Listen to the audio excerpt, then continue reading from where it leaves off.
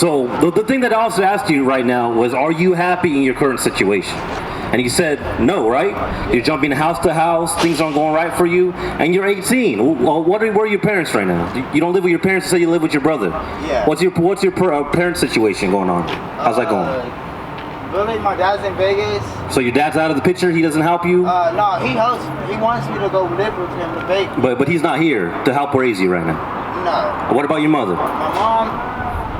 Your mother, what's going on? She lost? She's one of those type of people that she doesn't. Ever since I turned 18, she just gave up on me. She just disowned you. Yeah. She just threw you out there to the wolves. You see, okay, so this is the thing, brother. These things happen because we are not keeping the laws of God. Right. To think about it. So that's what we're trying to show you. Everything that's happening to you is because your parents are keeping the laws of God, the family's not keeping the laws of God, and you're not either.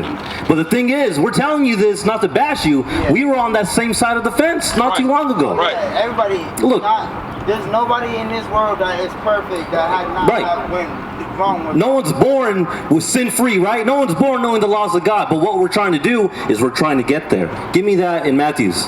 Give me that in Matthews. What is it? 6, the last chapter? 548. 548. Listen to this, brother. I'm going to build up to something there because we had a brother just like you. We actually were on a flyer mission, right? And he was about to smoke weed. He had everything ready. He had his weed in his hand, and we came up with the flyer and said, "Hey, bro, you're not living the right way." Just like we're telling you right now, right? You're an Israelite. There's a better way. Are you happy with your current life situation? How it's going? Not at all. He said the same thing. You know what he did next? Guess what he did next? He had the weed in his hand. He was about to smoke. He just got the understanding he wasn't living his life right according to the Bible, and that he just found out he was an Israelite. What do you think he did? He got up and threw it away. Exactly. And you know what happened? 2 years later, the brother has been with us strong, right? He built himself up. He got his own apartment. He has 2 jobs. He's living by himself. 19 years old. You know where that brother is today? Right behind that camera.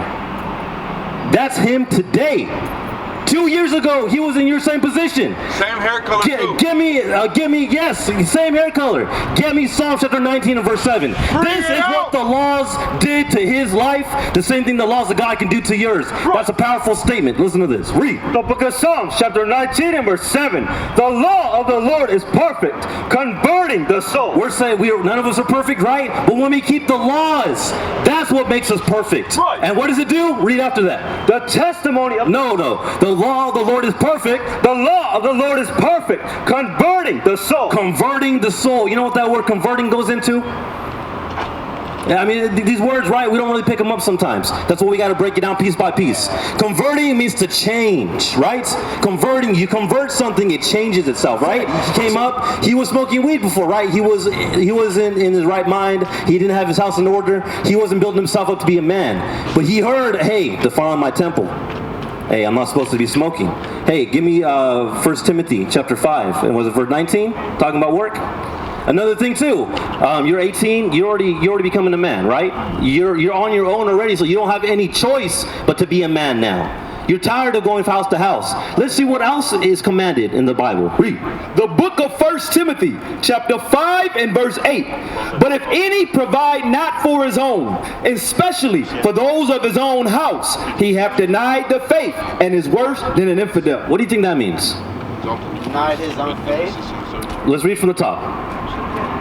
But if any provide not for his own, what do you think that means? That means he was not, not providing for his own. Yeah, so what kind of things does that go into? That goes into, say that you can't provide food for you. Exactly. You provide clothing, yes. Provide roof. Housing. Yeah, you can't provide. Bro, you're a smart brother, man. You're a smart brother, but you know what? You're a product of a bad situation. You're a product of a bad outcome. And that's nothing that you did per se, but now you're getting the tools to get out of that situation. You're getting the tools to better yourself. Let's keep reading. Let's finish that out. Read. But if any provide not for for his own, and especially for those of his own house, he hath denied the faith, and is worse than an infidel. So, long story short, if you're not providing for yourself, the food, the clothes, the housing, or your family, if you're married and you have children, right? Then you have denied the faith, meaning you don't believe in the Bible. We are building up men of the Lord, men that are keeping the commandments, taking care of their households, making sure their finances are in check, and also being a man, not smoking, not defiling your temple, bro. You got that? 1 Kings 2:2. Because we hear that all the time, right? You're a young man. What does it mean to be a man according to God? Do you know? What does it mean to be a man according to God? Yeah, to them.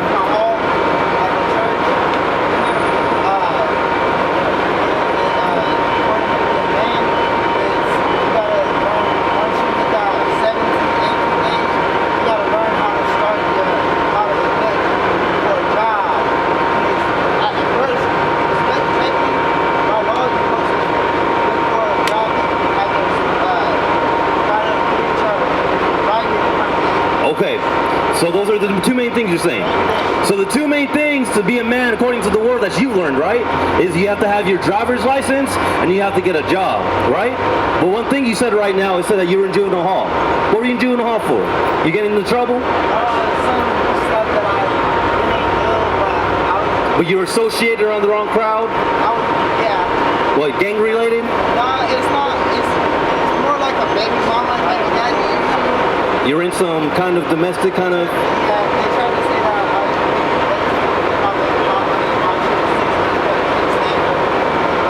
Look, you see these things too, and that was your baby's mama, you weren't married to her. So let's go back to the subject, right?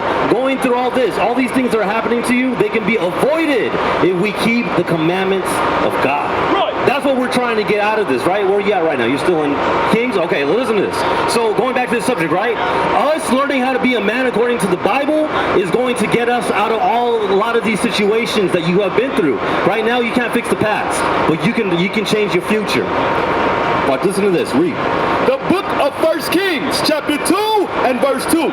And keep the charge of the Lord. Oh, starting 1. Is that? Oh, read. Verse 2. I go the way of all the earth, and be thou strong therefore, and show thyself a man. So this is King David talking to his son King Solomon, says, right? He's like, I've gone away about all the world, right? I've been around. He was king ruling over the 12 tribes of Israel. Do you remember that history in Kings? If not, it's all right. It's all right. King David was one of the mightiest kings that we had, a great warrior, right? He was ruling over the 12 tribes of Israel at the time in Jerusalem. So now he's going, passing on, he's telling his son King Solomon. He's saying, go thou forth and show thyself a man, right? Let's see what he says after that. He defines what it means to be a man according to God. Read. I go the way of all the earth. Be thou strong therefore, and show thyself a man, and keep the charge of the Lord thy God. It says, keep the charge of the Lord thy God. Read. To walk in all his ways, and to keep his statutes, and his commandments, and his judgments, and his testimonies, as it is written in the law of Moses. You see that? Keep the commandments, the statutes, and the judgments. That's what we're trying to show you right here. You keeping the laws, the statutes, the judgments is going to turn you into a man, just like it did that brother, and then you're going to get yourself together. You're going to get out of some of these situations. We already went over how to keep the commandments in regards to you not smoking, right? We went over the commandments that you're 18, you're supposed to get a job according to the commandments, right? You're supposed to work, right? So we got some other things that we can address as well. What you got for me? Let's go back to Psalm 19:7. So these things are supposed to convert us and change us. And we grab all our understanding and experience from the Bible. We're going to read the topic of the scripture that we keep referring back to. Read. The book of Psalms, chapter 19, verse 7. The law of the Lord is perfect, converting the soul. So now we got to go back, right? We were connecting the dots here. Travis, you got to kind of pay attention. So become a man, you have to keep the laws, statutes, judgments of the Lord, right? We already went over that if you're smoking, you're defiling your temple. That's going against the commandments of God, right? Is that right or wrong? Do you believe that? Okay, how's that right?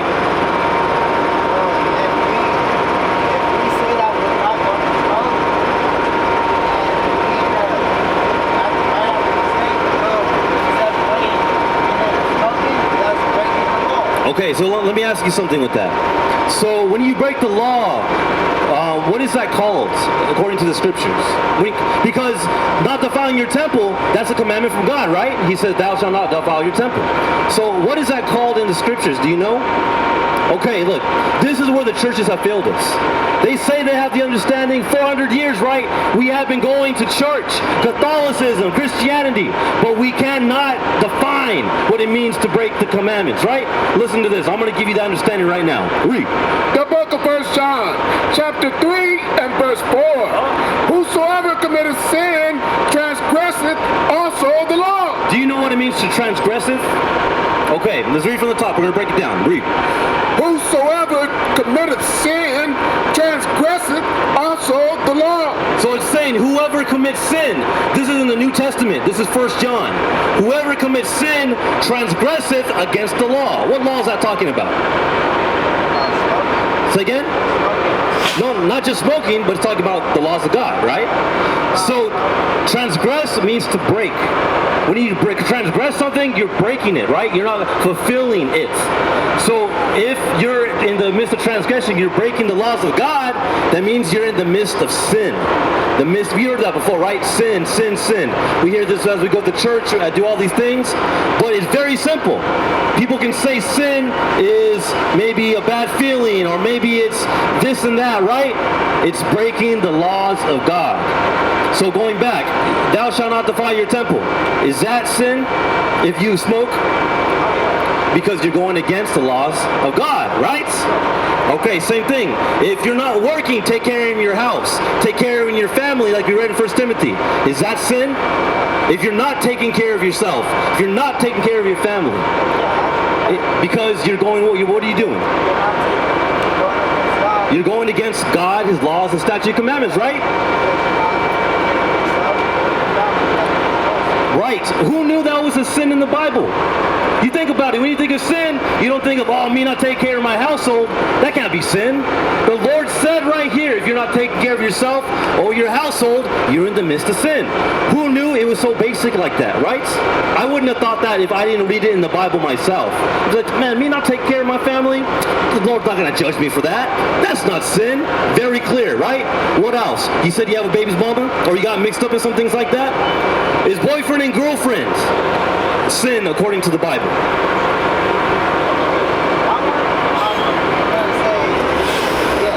Why? Why yes?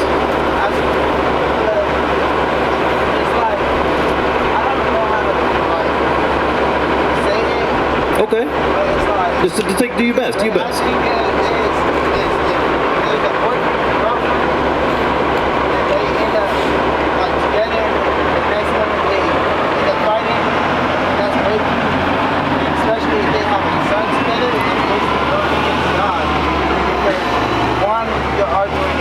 Your son, and two, okay. you guys are arguing at each other, at the people, at each other that you guys love. Okay. You know, a lot of the problems come with arguing and this and that. They also span from not keeping the laws of God, being able to deal with each other. Right, there's not going to be not one perfect relationship for anybody. Right, everyone's striving. Everybody's going to have at least a couple arguments now and then. But you know the thing about the scriptures shows you how to deal man and wife. But it doesn't show you how to deal boyfriend and girlfriend. Yeah. Right. Because that's the step everyone's missing today. Listen to this. Read. So this is what God says about boyfriend and girlfriends. Read. The book of Hebrews, chapter 13 and verse 4. Marriage is honorable in all. No, boyfriend and girlfriend. Marriage is honorable in all. No, a booty call. Marriage is honorable in all. So same thing. We out here teaching marriage as well. You're saying you have issues with your baby's mama, right, and all that thing's happening. That could have been avoided if you would have proven her and got married. But what happened? Keep reading. And the bed undefiled. So whatever you do in that marriage, in the bedroom, as long as it's not sin, it's undefiled, right? That means going into intercourse and sex and all that, right? Read. But this is the stipulation, Travis. Listen to this very closely. Read. But whoremongers. Do you know what a whoremonger is? Not really. Right, look, I'm. You know what? One thing about you, Travis, I'm glad that you're humble enough to admit when you don't know something. Because brothers can be up here saying this and that. I know this. I know that. You're humble enough to listen. Right. Actually, even like, I don't know. Right. Look, that's the best thing you can say. If you don't know, we're here to let you know. So all praises, and you're more able to receive it. Whoremonger is someone that breaks the covenant of marriage, meaning sleeping with multiple people and not getting married, not committing to any of them. That's a whoremonger. When you're not married, but you have a baby's mama, that's a whoremonger. Both you guys. Why? You're not married, there's not a commitment there, and then what happens? Like you said, you guys break up, and you guys are sleeping with other people. Then you guys break up with them, and you guys are sleeping with other people. So let's keep reading. Listen to this. Read. Marriage is honorable at all, and the bed undefiled. Right, so marriage is what God recognizes as right, not boyfriend and girlfriend. Read. But whoremongers and adulterers. Adulterers, same thing. You're breaking the covenant of marriage. That goes into someone that's married and then steps out on their spouse, right, and all these other things. But those things go into deeper. Homosexuality falls into fornication, whoredom, and all these other things. Bestiality, things that break the covenant of marriage, right? Read.